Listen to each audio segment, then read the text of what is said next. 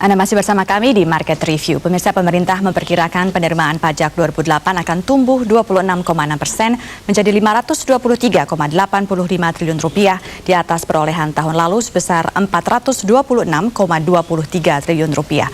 Direktur Jenderal Pajak Departemen Keuangan Darmin Nasution di Jakarta mengatakan, Ditjen Pajak dituntut melakukan berbagai upaya ekstra agar dapat mengejar target penerimaan pajak tersebut.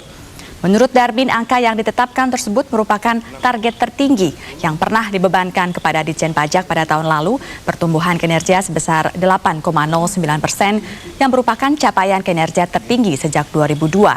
Strategi yang akan diterapkan untuk mencapai target penerimaan yang cukup tinggi ini antara lain melalui efisiensi kerja pada kantor pelayanan pajak atau KPP dalam melaksanakan pelayanan pajak, baik di KPP besar maupun KPP Madya. Juga melakukan langkah intensifikasi serta ekstensifikasi dalam mengejar para wajib pajak. Target penerimaannya di atas 26%, 26,6%. Kalau kita bandingkan dengan target pertumbuhan dan target inflasi, maka itu berarti kinerja Direktorat Jenderal Pajak harus meningkat sangat tinggi, 13,39%.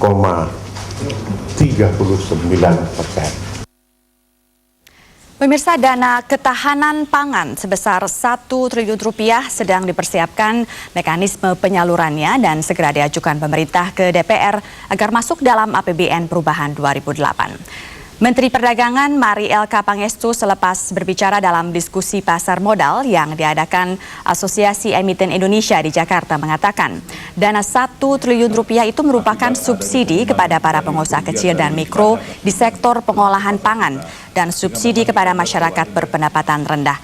Menurut Mari, subsidi kepada pengusaha kecil dan mikro agar mereka dapat membeli bahan baku di bawah harga pasar dan kepada masyarakat berpendapatan rendah agar dapat membeli bahan pangan seperti minyak goreng lebih murah. Untuk menyalurkan dana subsidi ketahanan pangan ini sedang dirapikan mekanismenya di antara beberapa instansi terkait. Sedangkan Menteri Keuangan sedang mempersiapkan perhitungannya pada APBN Perubahan 2008 yang segera diajukan ke DPR. Kalau yang 1 triliun itu lebih diarahkan kepada subsidi langsung seperti kepada perajin tahu dan tempe dan subsidi untuk minyak goreng. Jadi untuk masyarakat berpendapatan rendah bisa membeli minyak goreng dengan subsidi 2.500 di bawah harga pasar, sedangkan yang perajin tahu dan tempe bisa membeli kedelainya dengan subsidi Rp1.000 per kilo. Ini sedang kita rapikan mekanismenya dan juga kita harus menunggu APBNP karena ini diajukan nih saat ini Menteri Keuangan sedang mengajukan hal tersebut ke DPR. Ya.